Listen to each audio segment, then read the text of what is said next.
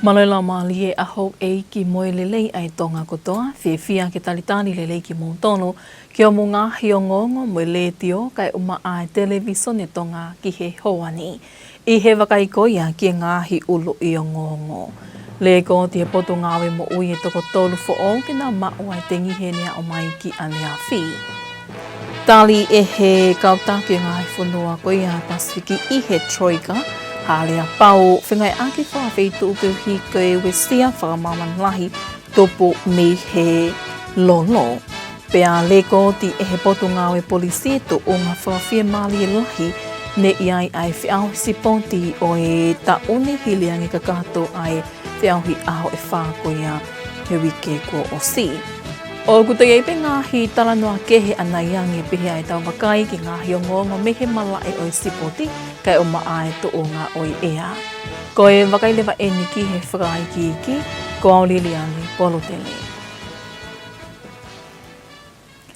Ko re ko te poto ngawe mo ui e toko ua fulu whakakatoa ke nā maue moftengi i he nea o mai ki he lolotonga ni.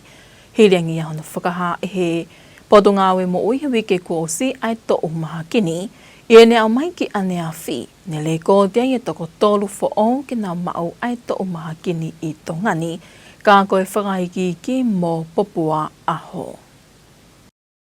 I he whakamatala me he pot ngāwe mo ui, koe whika whakamimui taha koe ni ko tukuange mai o ku hai ai toko tolu fo au ko nau mawe mo whtengi, tālu me he lipoti ki mo atu, ai o ilonga ai kei mawhona ai to maha kini i he ngāhi tūkui kolo o ngāhi vai whanua o Tongatapu e ua moha pai.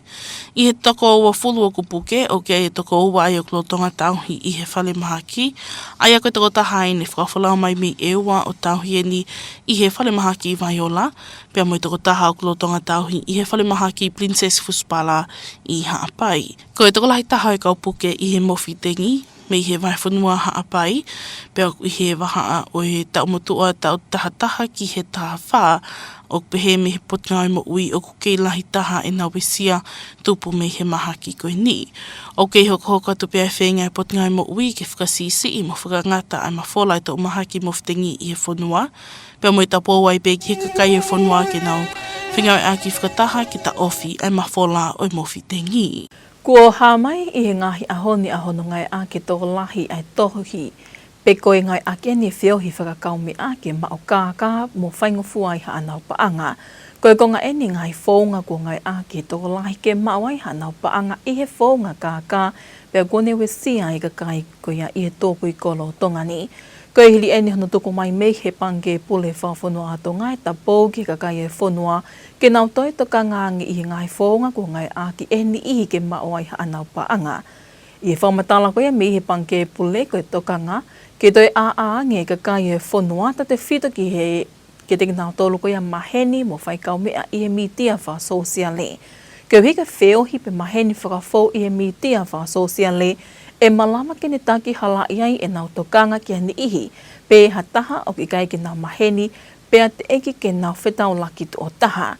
O hoha ai potu ngāwe, pe panke pule whawhunua tō ngahe o ngai aki i hini ihi, ngāwe pangoni e whō ngāni ke tohoa ki iai e whalalai ni ihi koia, pe whahoka ai pe me ngai kore paanga o tāla koe mea whawe wawe, kau kei te tongi whoi akau, ko te tongi aki ai se wakapuna pe ea whea koia, ke wholau mai e tō taha koia ke na whitau laki ka hili koia koe loi moi kākā.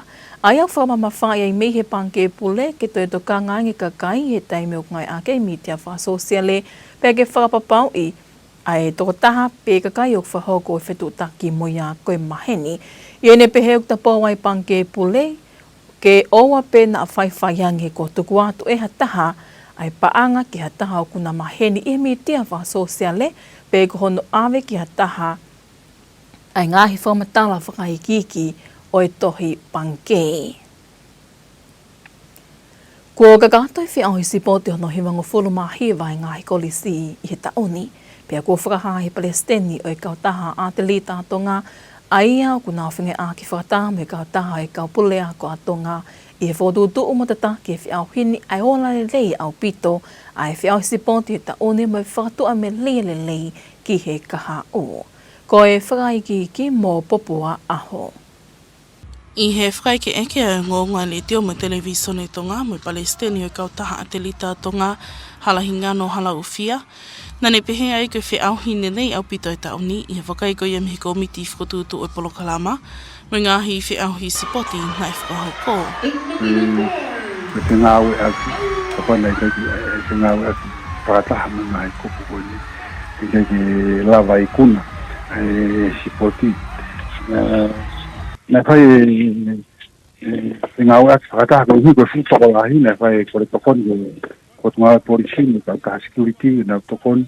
Iono whotuutu e te whiki, te whanonga aki, pia mo e ngāhi parking, pia kutuna e whakamooni e tonga kotoa pe, mo wafe ke marai te uwhai wae uike kuhosi. Ai māuangi ano whotuutu mo e ngāhi hala ke whai e te whanonga aki. I ngāu e whakataha pia mo e kau polisi. Ka paina i kai se ngāu e whakataha e ngāhi kupu te kau aki koe ni. I kai ke mau ai ola lerei, mo e taumua ai whiauhi spoti i rongfuru mahi wa. Whiauhi fuko e taumua fuka whiauhi te spoti o kei tuu holaki pia e ngāhi kuongana. Toki lere mai pia o kau ke komiti, nai osi ai pe taumua ai. Unity, peace, love and joy. Ngāu e whakataha e whanua pe mo e ngāhi korisi ki au sia e ngāhi taumua koe ni. Pa kotui, nai au sia pe e ngāhi taumua koe ni. Ngāu e whakataha, ngāu e uongataha, fia, ma fia o whaaki. Mo e ikai haloto nai tai fia. I whakahako e whiau koe ni. Pehe e hala ufia koe mea whakawhiawhia e taha koe whakalakalaka ki mua ai tu unga o e sipoti. I no hāmai i tu unga o e taleniki sipoti ai whānau. No kono mōnia nei u whakalaka sipoti. E whakahoa e ngai tau ko mariwatu. O tohi rekoti kou mau e photo finishing system. Na nau whamapopo mai e rekoti me he waftahaiwa. Wa o mai ki tau ko osi. Ma popo ia ke whaia ke spoti tauni. Na e malo na e lolotonga spoti tauni. Ma ko to aprelu ko mau e wha popo ia. Pena e o mai ia o compare mo e spoti tauni o break ia ke ngahi rekoti. Hange peko e mena ulawa kia i au whalaite. O wahe rekoti e ni mango furutupu. Na mau mau ki. Ko mau i lahi ko ki whakalaka si ipe. Ai te upe o kia ki whakalaka e spoti e tauni. Koe whakotūtu koe a whiauhi aho whā, koe niu kui kai ke nofutaha pia toka ngā ki ngā whiauhi whakasipoti. Koe hio ku pau ki toka ngā ki nā e mālo mo e hao e wheitu koe ni. Koe hi kai whakataha whakatokolahi ato ngāhi apiako, kai pehe ke kau mamata sipoti ki pā ke te whaiwā. Torotonga ai whiauhi. Nai wiki ai e hala ufia e ngāhi whingai aki kotoa pe me ngāhi kupu whikau aki. I e lava o whakahoko le nei e whiauhi hono hiwanga fulmahi wha ngāhi ako anga ko lisi. Peok nā o whakatua milie ai ki he toi hoko atu i he tau kahau i he whakailonga i e sentuli o e whakahoko e ngāhi whiauhi sipoti e ngāhi ko lisi. Ko tūna tau whamoon kotoa pe o asi ngāhi tare niti fo au. Tau amanaki le rei e ngāhi tare niti ko ia. Ngena nei talaki e whakaosinga o e awhalaite. Uei e ongo talavu e toko ua manake na kawatu i nai whiauhi whakamaha pureang. Taumi e teo talavu e toko tako pensimanta i loa. O manake ne whakafofonga e whanua e tō sot puti. E kawatu e whiauhi tō pureanga. Moe ni ihi ke he wengi talavu o rea me koristonga. I longa au kito ne makehe ki talavu koe ni i hono tare ni ti. Tau whakaamu kita tō ke o mai lau maari e ko whai ake e whiauhi whakakorisi. O kakamui ake e whiauhi e national o whai ake lau maari e tatau. O ue ta ime ta haia o lakang e tau whai tau tō e tau whiauhi whiauhi whakaloto whakaloto whanua whakakorisi. E taingoku tau unu hake ke whai e national level.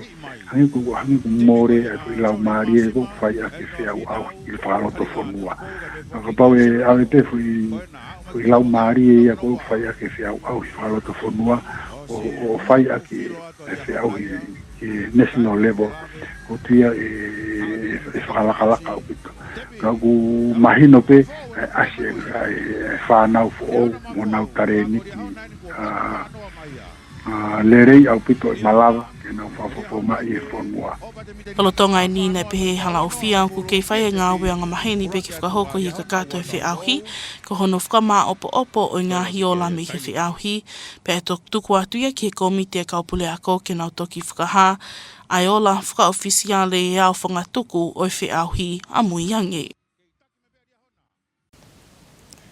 E toile lei mo whakalakalakanga ngā au e ka whaa o tō ka ngā i hono whakaivia e nau ngoe i hatokoni eni ne taimalia e kau taha whawhunua ai kau whāmatonga me potunga e ngoe i whalai te ko o si. Ko konga eni e whenga ke whakaivia ngā au e ngai kulupu ko tā pē o e kau whaa o tō ka ngā kau hiko malu whakamea tokoni mo i whakalakalaka e ngoe i tongani ta te whita ki hono whakaivia i malama ko ia o e kau ngoe. Ko e whakaiki ke tala noa ko ia ke hauani mo i whaiongonga i whaleni Los Lini nau whaho. Ko polokalama tokoni na ina siai a kolopuni ko konga ia a polokalama tokoni pa anga e tolu noa miliona e potu ngā aue i hono tu whaki a ngahi nau mo me a ngā aue ke whakaivia e sekitoa o ngoue ke mālohi a ngeai a ngahi kulupu ngoue whakaloto whonua i Tonga. Whakalele i a fua o ngoue, poupou ki he ngoue whaama iki mo e tupulaki whakalofua a sekitoa ngoue i he whonua. Na e whakia i he potu ngā aue ngoue, a palao mo ngahi me a ngā aue ki he kautaha whakawhonua o i kau whāmatonga i he wike kua osi o whiunga hono mahu i ngā whakapaanga mo i whāmano ni māwhi. Na e tāria i he Palestini a kautaha ngoue a Tonga, sia osi pōhiva, mo sea, sia osi puloka, a tokoni ko eni. Na whawhawhunga i atu ai potu ngāwe e he tokoni tale kita, Mikaele saipa ia, o ne pehe koe taha eni, ai ngāhi tokoni whakaosi ai potu ngāwe i he malu o polokalama tokoni ko eni. Matu koe palopare malai tāia te min e kau ngoe koe palau, ko i koe mamafa koe ai palau, koe nau lava o a fort ke totongi sai. Ai lewa he pure potu ngāwe, ai tokoni ko nike mai ake e nau mea ngāwe ko i ko si o pe ki he ngoe. Ai te nau whakalahi rewa e nau ngoe, nau whe maari e ku mau e nau palau, mo e nau mea ngāwe ke palau ake e nau ngai ngoe ke. Pea koe e ola koe e mau koe he pure anga. Ko tui koe ngoe koe ni te nau tō, te nau lava auta ki muri. Te nau lava whakatau whakaloto whonua pe.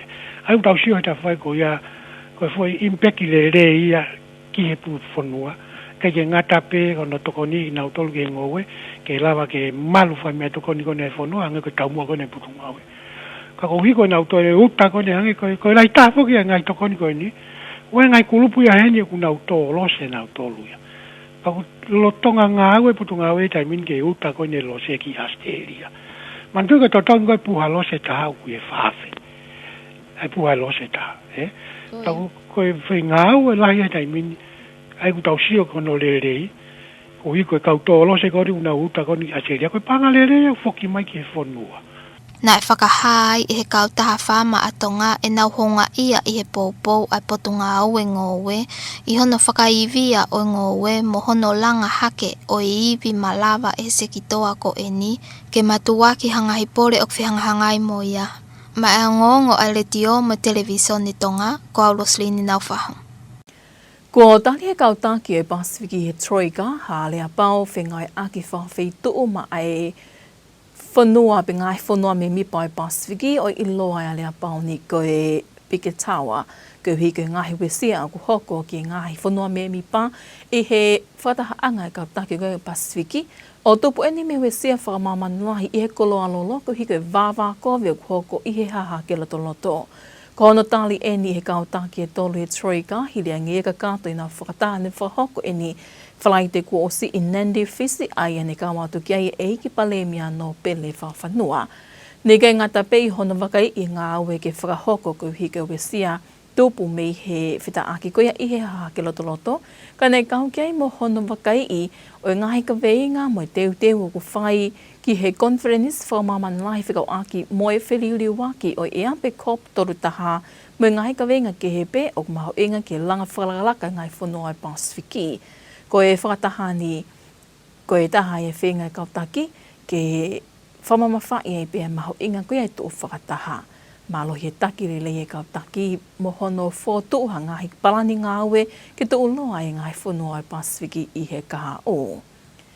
I he kakatai whiau si pōti whakoliso no hewango fulu mahiwa i tauni, ne le kōtia i he potu ngāwe polisi e toko whango fulu mā whawhakakatoa ne whakailororo tonga ngāwe tahama ki he potu ngāwe i ngahi ao e whā o e whiau hini. Neo ngoi tō lahi koeni ka oku le kōtia potu ngāwe polisi e tuunga whawhia maali e lahi i he whiau hi koeni e mahino ne melino o ngā taha mo maamaulota sipotini i he wā o e whānau a kota te whito ki he whānau sipotini neongo e ngāhi whamoweu veu i ki pene hoko me toa me he kau mamata sipoti. Ko e whakaiki ke tala noa ko ia ke houani mo li tea taukapo. I e whamatala e komanda pūre ngahi apitanga polisi Tongatapu, halatoa tā uwha na ane pehe. I e toko tolu fitu mi he toko whāwha ne whakailo, o kwhilawe ia mohono maumau i he lao ki hifitapaka i he wheitu whakapure anga pe ngahi e lia kotoa pe i loto te whaiwa. Ko toko ua i ko nā pe hua kawa ia i he wheitu whakapure anga. Toko whā ki ono hua to e kawa mālohi tapu ki loto te whaiwa, aia ne maue ni lolotonga hono hua i ngahi kato kotoa pe o ki nau tolu ne hu ki loto te whaiwa. Pehe ki he toko taha ne whakailo ki ono mau me nau ngawe aki ki he whaito kona tapu. I e toko whā koe ni, ko toko whā i ko kakai whewhine mi he tau taha hiwa ki he tolu ono, pea toi ngā lewa ko i kakai tangata mi he tau taha ono ki he whā ua. Pehe e tā uwha, ko i ola lelei eni nea o kia i e sipoti, pea hā mahino mai hene mui pau e toko lahi e kakai o e whonua, ki ngahi tūtu uni kotoa pe ne tuku atu mi he potu ngāwe, ko uhi ko whakaamu ke tauhi lau maari e whiawhia, o e mauluta e sipoti whakakolisi o e tauni. Nei ai pe mo ngahi makupu pe whangi i mea nai hoko no tonga ai sporti goni hono i wanga fumahi waka nei lawa pe respond wawe pe ka ngā weki ai o whahano tonga ngai pea mo no whapapau i o kuikai hoko ai ha palparema pe toi mowete a ngahi Mawa ko whanga apiako o whanki i mea nei hoko i he rotonga e. Kono whakatoa, mahino pepe me he ngai tākoe nei whaonga kau polisi e taungi. O ko pepe ai whetoko ni aki lahi au pito pia mai kakai whonua, pe peke ngahi kupu whekau aki koe ngahi potu ngā ue, kau mai ngahi ako anga. Pea kua malo pe potu ngai polisi ki he kakai whonua, i he ngā ue whakataha u tau whahoko i he aho e whaa koe ni, pepe he whoki ki he sea pa mai kau pure ako, komiti ka kau pure ako, i he ngā ue whetoko ni aki, pepe he ki komiti sport ka ngai korisi. Whenga aki talo i kamata mai e teu ngahi polo kalama o umai ki ene kakato. Nā ku mako e tu ungai kōku i ai koe tai miki, ai ngā ue ne whahoko tu ngai polisi. Pehe e tāuwha, o ku hoko e ola o tauni ke ne whakaai mo whakaivia i ngāwe e potu ngāwe polisi. Tau te whito ki a ngai whaunga e toi lelea nge ki mua mo whakalakalaka nge whi auhini, tau te whito ko e teu ki he tau whaou i e senturi ai hono whakahoko e whi auhini i tongani. Koe ngā taha koe i he tauni, whahoka koe ki ngāwe koe i he tau kōsi, mai no pe ai pe ai ngai mea koe whalakalaka angi, pe koe lava o whakarerei, ki he ngāwe taha koe e tauni. Tōnga pa teu koe e kau ngāwe, pa pe he ki he mea ngā aue. Pea hangei pe koe mea koe na pulawa ki ai, koe ngāwe koe mau whahoka e tauni, koe pe ai ngahi mea e pe mau ke te whakarerei, pea ku tokoni ko toa ia ki he ngāwe taha koe i he tau atu e ki he sporti ono te au. Ai koe tau fo ou ia, pea ku tui e te lerei ange ngāwe ko mau whahoko. Tokoni lahi fo ke mau ngā koe tau ni no ngā koe troni. Koe ngā koe troni ne lawa be ia o identify e kau istapaka i loto te whaiwa, ka ki lawa me he operation command, me whitu ko command me operation. Kai ke ngata I ka lava o identify fi tu ko to la hi tamai ki ako lava o respond nga tonu pe nga ka polisi ki nga area I fa mo vete ki time no foto la hi olo nga area Ne laka I kau polisi te au tupu, ai kau polisi ne nau kau atu ki ngā we tahani. Ia mahino ne ikai ngata pē I loto teu whaiva, ka nei kau kia ngai elia takatakai I tua teu whaiva, me ngai elia e ni ihi o Nuku'alofa. Ke whakapapau I he ikai hawhainga maali e maa e whanau wako ke whakahoko ai ha whaahinga tō o ngā mo ui tene whakatupu hamo veu lolo Tonga hono whakahoko ngai whi au hini. Mai o ngonga le te o mtelevisone Tonga, ko auri tea tau kapo. O nea ngongo whakalota whanua ia ke hawani ko ngahi o ngongo me malai o sipoti hoko mai o kahili eni mō piea olie.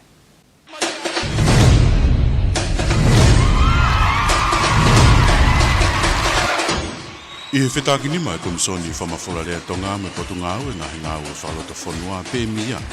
Malawa I ke whamawhora te malai o sipoti me whiahi Super Rugby Pacific wanoa ua no. Whamalo ke 8 minista me tawha I sipoti ai potunga we I whenga e aki ua whakahoko.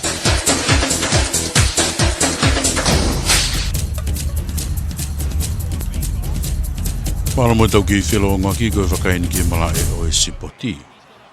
O kui kai ki whaandatari e kalapu soka matinga taa nuku he tulu ke nau pakihi he whiauhi koe o Shenia teu ke whaawa pongpongi koe kume peha sea ki he whiauhi a ngai timi whine whakakalapu e o Shenia.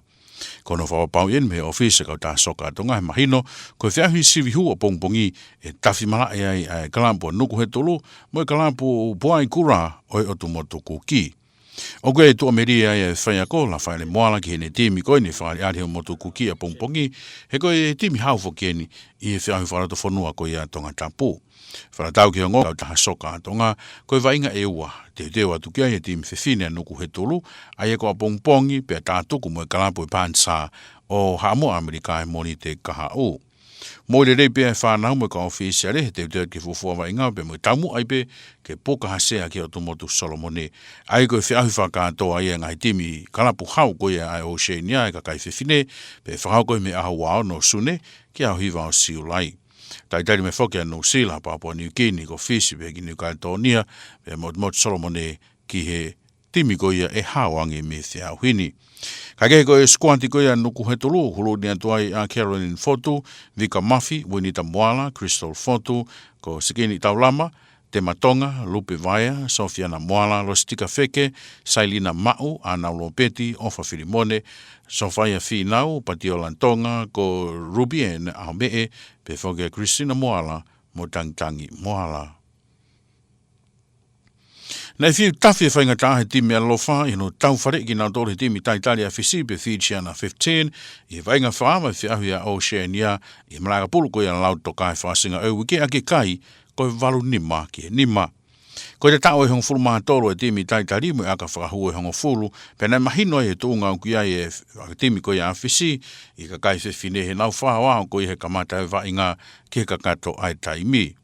Ko hoko e kuna koe timi supa whine a whisi ko ha tala noa kehe au bitoia I he tau mua koe ke nau malu I e kalau ni e whiau hini ai teu ke ne whapaki pia mo e Mansina Samoa he wikeni. I hene pehe ku teu ke pakihi e lofa mo e Mansina Samoa pongpongi ai a koe wainga whaosi a Tonga I he whiau hini pia iloha koe koe whiau hi tapatolu ai pasiki e ka kai whine. Koe whepaki whalma mata e ngotimi hena e pau ke Kolosia Tonga I he laini tata auhi ko ngā ulu aki o mao e koe poini koe whanima ki he nima. I he taimne tau pene whoki me ko ngā hono wā ia, pia mo te maa opo ange timi koe a whisi he no tauta awhi, ai fōweti pāno mawha koe a Tonga. Kanei whaha he kapteni Brittany Tuyaki, o ku whawhiawhia wa inga koe ni neongo ai mirimiri sino, pia mo e whia mao koe a ikuna, kanei mahino pe e te lelei ange teu koe a timi a whisi.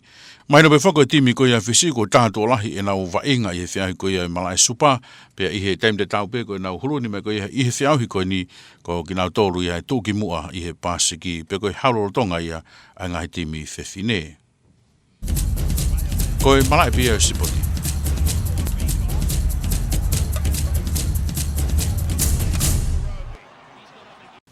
Ko e wakai lewa e niki he to o ngā oe ea, i ona tōku mai me wakai matangia tō ngai whamotu, whakahoko atu e petelo taulaki.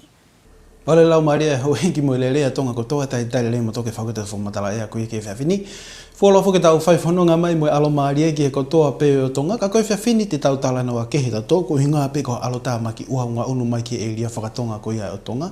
Ta te whito pe ki Tongatapu e ua tere ki tonga. Potahi koe tere ki tonga pe mo tere ki toke lau. Ika i ngā tai mālohi haviri oa o ki he haviri mālohi whatupa mau. Tau te whito pe nge potahi koe o tere ki tonga ka maa tere ki toke lau. Mo kei hoko atai pe alo maria e ia mamata ke whonga la a tau te whito ki he e lia ko ia. O e ongo ni wākai pe he ki wawao. Sai ka pate mo mea mai pe mi satellite. Ko e alo tamaki uhau toka i e potahi ko ia tere ki tonga pe mo tere ki toke lau. Alu hake po au ki he whakahihifo ko ia ngahi e lia ko ni uha pai Tongatapu kai pe he ki e ua.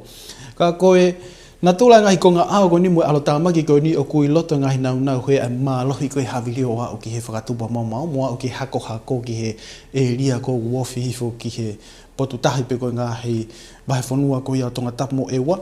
E lia koe o ngoni waka pehe ki wawa alo maari e pehe tau whai whanunga mai koe ngā hei hou o nga tau toksitu a mea i. Koe tau ngā hei whatokanga e ni o ku tōku atu i he lorotonga ni o koe whatokanga haveri mālohi whatupa mau. Po tahi ko ia tere ki tonga ka maa tere ki toka lau nei toki tūhake pe ia. Mei he whakatokanga hako i ngai hau ana tau toksitu a mea i. Whakatokanga hako ke i tōku atu pe ia ki he potu tahi ko Tongatapu mo ewa.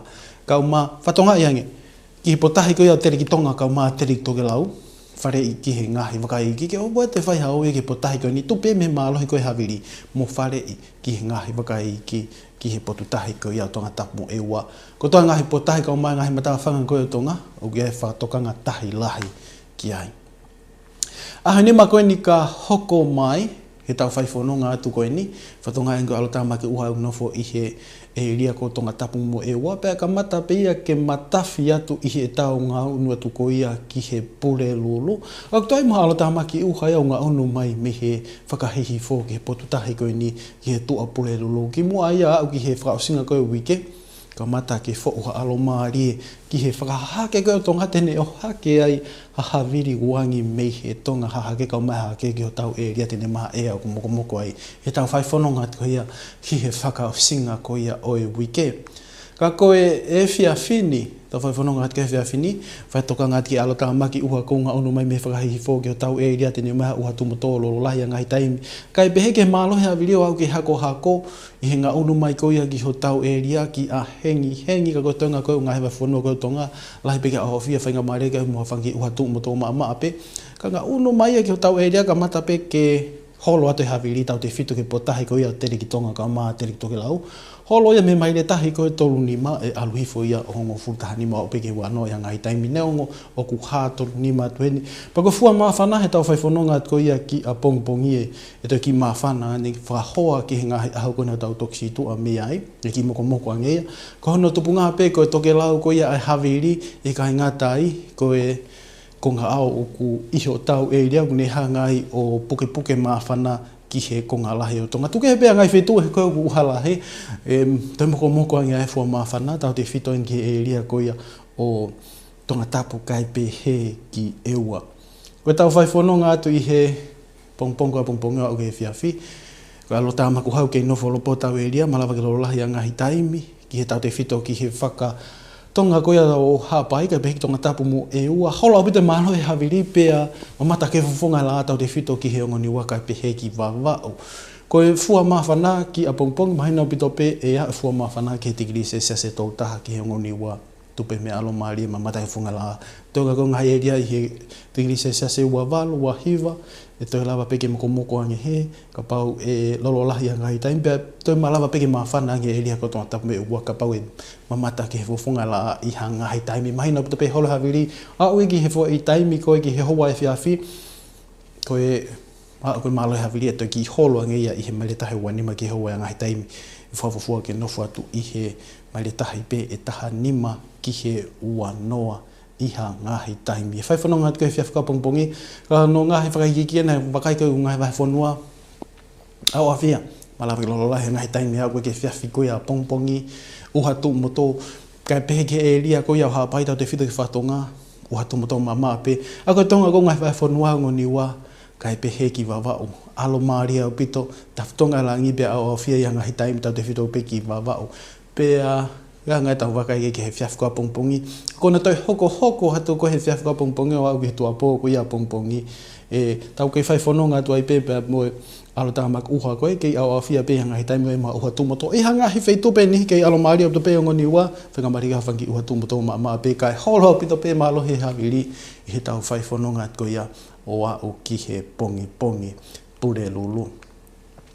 Koe fua mawhana, hanga koe wakahi atu koe ki ai, kei nofo holo pehe tigri se se ua wha ki he wano te tau pia muna tula koe te tau whai whanonga ki ai a pongpongi. Ke tau Maria koe ia tahi, tau Maria ia i he pōni i he laine koe hongo whulu, maha toka ia a hengi he laine koe ia e wha koe hopo koe a laa, e te hopo ia i he toi ono koe ke he fitu, pea pehe ke hopo mahina e pongpongi a pongpongi i he hongo whulu, tongo whulu maha hiwa ia, pongpongi.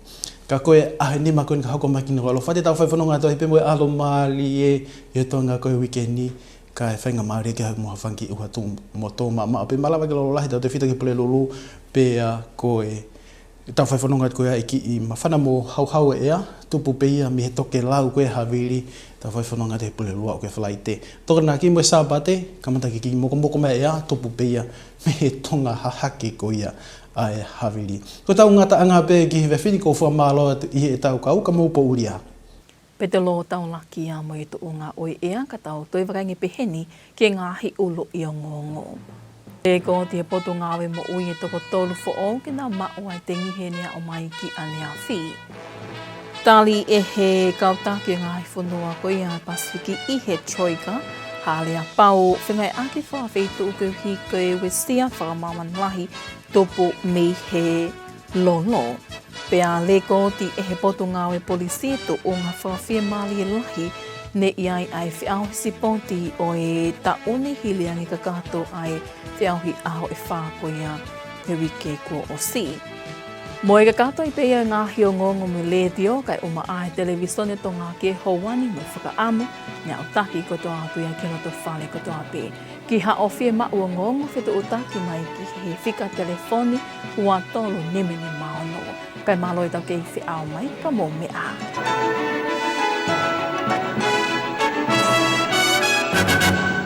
Good evening and welcome to another week with Radio and Television Tonga News. I'm Papua Aho with your English news package for this Monday evening, April 20th. Today's top stories. Dengue fever cases rise to 20 in latest report from the Ministry of Health. The National Reserve Bank warns the public about growing romance scams targeting vulnerable members of the community. And organisers hail the 99th Intercollege Sports Competition a great success both on and off the field. These and more stories coming up later on in this bulletin, as well as the latest from the sports scene and the latest weather update to wrap up this hour's news package. The number of confirmed dengue cases has now reached 20, according to the latest report from the Ministry of Health yesterday, Sunday, April 19th, in regard to the dengue fever outbreak. According to the Ministry of Health, the most recent figures show 3 new cases since the previous report, indicating that the disease continues to spread across villages in Tongatapu, Ewa and Ha'apai. Of the 20 cases, 2 patients are currently admitted in hospital. 1 was transported from Ewa and is being treated at Viola Hospital, while the other is receiving treatment at New Ui Hospital in Ha'apai. Most of the dengue fever cases are in Ha'apai Division, and the Ministry of Health states that the age group most affected is between 11 and 14 years old. The Ministry of Health continues its efforts to reduce and stop the spread of dengue fever in the country and is urging the public to work together to prevent its spread. Reporting for Radio and Television Tonga News, I'm Litea Taukapo.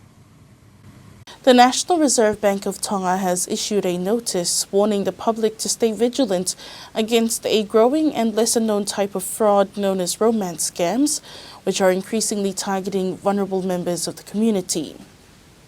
In a public notice issued on 17th April, the Reserve Bank says these romance scams are becoming more common, with offenders using social media platforms to build fake romantic relationships, gain trust, and eventually trick victims into sending money. The bank is urging people to be cautious when forming online relationships with individuals they have never met in person. It says scammers often move quickly, expressing strong feelings within a short time before asking for money for so-called emergencies, travel costs, or gift. Other warning signs include refusing to appear on video calls, claiming to be working overseas, and pressuring victims to move conversations into private messaging apps such as WhatsApp or Viber. The Reserve Bank also warns against unusual payment requests, including cryptocurrency, gift cards or wire transfers, as well as offers to invest in business opportunities or receive expensive gifts in exchange for upfront fees. The public is being strongly advised not to send money or share personal or banking information with anyone they have only met online, and to ignore promises of quick wealth or high-value gifts. Anyone who believes they may have been targeted or fallen victim to a scam is urged to contact their bank immediately to secure their accounts and to report the matter to the Tonga Police Cybercrime Unit for assistance. Reporting for Radio and Television Tonga News, I'm Lidia Tongatapu. With the 99th Intercollege Sports Competition successfully completed last week, the president of the Tonga Athletics Association, which works in partnership with the Tonga Principals Association in organising and leading the event, expressed that this year's competition was a great success, noting some improvements in different areas that are a great indication for continued progress in the future. In an interview with Radio and Television Tonga News, the president of the Tonga Athletics Association, Halahingano Halaufia, said that from the organising committee's perspective, this year's competition yielded very good results, not just in the sporting competition but in the event as whole, with the competition successfully bringing together thousands of students and spectators to enjoy the camaraderie and true spirit of sports. Halaufia also stated that one of the successes from this competition was the improvement in the standard of sports, as seen in the level of talent demonstrated by the athletes. He acknowledged and praised the effort by all involved in successfully delivering the 99th Intercollege competition, saying it is not an easy undertaking, but with all these different groups working together, they were able to pull off a great event for everyone involved, and expressed optimism for continued success at future events, especially preparing for the 100th Intercollege Sports competition next year. At present, Halaufia said that routine post-event work is still ongoing following the conclusion of the competition, with final paperwork to be submitted to the Principals Committee, who will announce the official final results of the competition. Reporting for Radio and Television Tonga News, I'm Lidia Tongatapu. The Tonga National Farmers Association received assistance from the Ministry of Agriculture last week, consisting of plows and farming equipment, aimed at strengthening the work of the group and its members. The Ministry of Agriculture presented farming equipment and resources to the National Farmers Association under their 30 million Paanga support program, aimed at reinforcing local farming groups, improving agricultural productivity, supporting small subsistence farmers and growers, and promote overall growth in the agriculture sector. As part of the final aid distributed under that support program, the Ministry of Agriculture provided plows and other farming equipment to the National Farmers Association with a total value of approximately 45,000 Paanga. The assistance was received by the President of the Tonga Farmers Association, Siausi Pohiva, and the Chair, Siausi Puloka. The ministry was represented by the Deputy Director, Mikaeli Saipaia, who said that this is one of the final rounds of assistance delivered under this support program, with the aim that these equipment will help support the members of the National Farmers Association. The Tonga Farmers Association expressed their gratitude for the Ministry of Agriculture's support in strengthening farming and building the capacity of the sector to withstand the challenges it faces. Pacific leaders are moving towards a coordinated regional response under the Pikitawa Declaration as concerns grow over potential impacts on fuel and food security linked to the situation in the Middle East. The decision follows a Troika leaders meeting held last Friday, attended by Prime Minister Lord Whakawhanua along with current and incoming chairs of the Pacific Islands Forum. Discussions also focused on strengthening regional cooperation, advancing key priorities, and preparing for upcoming events, including COP31 and the Pacific Islands Forum Leaders Meeting. Leaders reaffirmed the importance of unity, strong leadership, and collective action in addressing regional challenges. And police have described this year's Intercollege sports competition as one of the most peaceful in recent years, with no major public disturbances and no incidents of public drinking recorded at Teufaiva Park. A total of 44 arrests were made during the four-day event, the majority involving smoking in public places.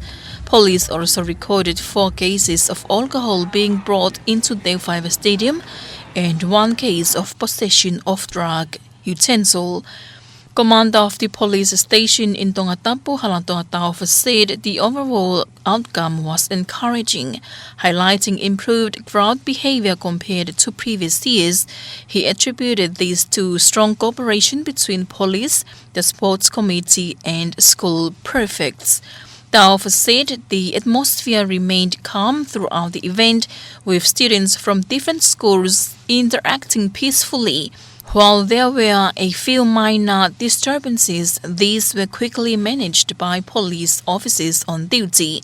Police maintained strict checks at entry points, inspecting bags over the 4 days, which contributed to maintaining order at the venue. Of those arrested, 4 were women aged between 19 and 36, while the remaining offenders were males aged between 16 and 42. More than 100 police personnel were deployed for the operation, covering not only Teufaiva Park, but also surrounding areas including parking zones and the wider Nuku'alofa area.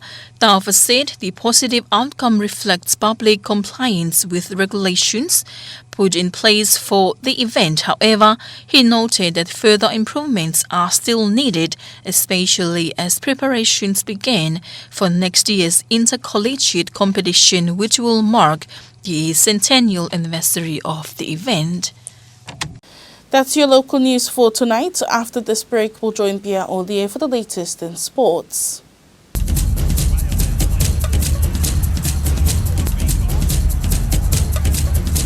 Welcome back in sport. The Nuku'alofa FC's women's team, who will make their debut tomorrow at the Overseas Women's Champions League 2026 qualifier in the Cook Islands. The Tonga Football Association confirmed to Radio Tonga Sports News this morning that the team arrived last week for the tournament. Nuku'alofa will face host champions Puaikura in their opening match, as they look to secure a place at the main tournament in the Solomon Islands this June. Head coach Rafael Moala says the team is ready and determined to deliver a strong performance. The Tongan champions will play 2 matches in the qualifier, with their final game scheduled against the American Samoan side next Monday. The winner of the qualifier will advance to the main competition, joining Auckland FC and Trehu of New Caledonia in pool play. Group A features Hekari, Tafea, Mba, and Henderson. Team officials say all players are fit and prepared for tomorrow's match. And that's sports news.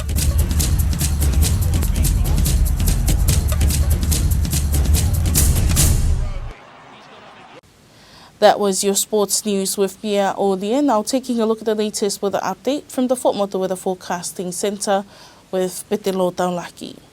Evening Tonga, welcome to your latest weather update. I know it's been a while, And we will be talking a change in weather patterns throughout the southern parts, in particular for Tongatapu, Ewa, Tonga, and Tokelau coastal waters. So here it is, we will be experiencing murky, surgy, and gloomy conditions throughout the southern parts, and significantly the winds will be rise up to strong and up to gale force winds at times, in particular for Tonga and Tokelau coastal waters. Things are still remaining the same, brighter skies, clear spells, and also very strong sunshine further to the north, Nuku'alofa, and also Vava'o.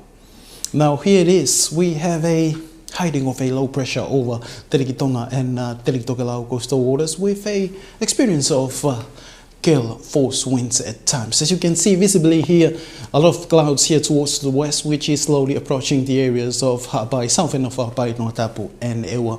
Things are still getting clear towards to the north. Nuku'alofa, they will experience very strong sunshine in the past few hours. Now here is our valid warning at the moment. We have a strong wind warning. It's still there for Tongatapu and Ewa. Just upgrade the strong wind warning to a gale warning over the southern waters of Tonga, Tonga, and Tokelau. Of course, coastal waters of strong wind warning, Tongatapu, Ewa, and gale warning. Tonga and Tokelau coastal waters are under small craft advisory, and best advice to not go out there to the southern waters of Tonga, in particular for Tonga and Tokelau coastal waters. All of Tonga, lastly, all of Tonga are under, all of Tonga coastal waters are under extremely high tide. So that is our current valid warnings at the moment. For the next upcoming 5 days, viewing from Spaceline, we have this mess of disruptions still affecting the southern parts of Tonga, Tongatapu and Ewa, and it will dissipate later this week. But further towards on Thursday, they will be moving in with some mess of disruptions toward the southern waters of Tonga and dissipate before it moves towards the weekend. Later in the weekend, we have this high pressure here extending towards to the far east of Tonga that will be prevailing east to southeast winds, cooling down the temperatures as we move throughout this weekend. This evening, it's going to be widespread of cloud throughout the most parts of Tonga, but our concern here, keeping our mind here, this mess of disruptions is slightly moving across, etching towards over Tongatapu and Ewa with heavy bursts of showers, strong gusty winds. Winds will be rising up to gale force winds as we move throughout tonight until early tomorrow. Not only that, the winds will be easing as we move this mess of disruption move throughout from the southern waters of Tonga. And our temperatures will be around these significant figures. Northeasterly winds and of course a blanket of clouds will be keeping the temperatures warm, a bit warmer compared to the past few days, except for the places of heavy bursts of showers throughout these areas here, Tongatapu and Ewa included as well. And for tomorrow, a moving slowly of having these disruptions, heavy bursts of showers over this vicinity, southern of Hawaii, Tongatapu and Ewa. And things are still getting clear, more clearly, very strong sunshine further to the north. And the winds also will be starting to easing off as we move on by later tomorrow afternoon throughout the southern parts of Tonga, especially for Tongatapu and Ewa. Our highest temperatures, of course, for tomorrow, 31, very strong sunshine further to the north, and around these areas here, temperatures will be around this significant figure, 28, and of course, any places of very strong sunshine by later tomorrow, temperatures will be rise up to 29, maybe 30, but will be close around this significant figure. And I believe this knots there, the winds there will be around 20 instead of 25, because this system will, or this mess of disruptions will be easing as we move on by later tomorrow afternoon. Significantly, by looking into places, 3D dimension view, as you can see some showers over these areas here of Tongatapu and Ewa, some light showers over Va'u. Elsewhere, we will be experiencing fine, partly cloudy, clear spells, very strong sunshine by tomorrow further to the north. Once again, drier in means of rain, but talking of relative humidity and temperatures, will be experiencing moist and warm conditions further to the north as by our usually geographical location. And for the rest of the evening, it will be having some showers here further to these areas continuously, but we will be easing further as we move on by later tomorrow evening.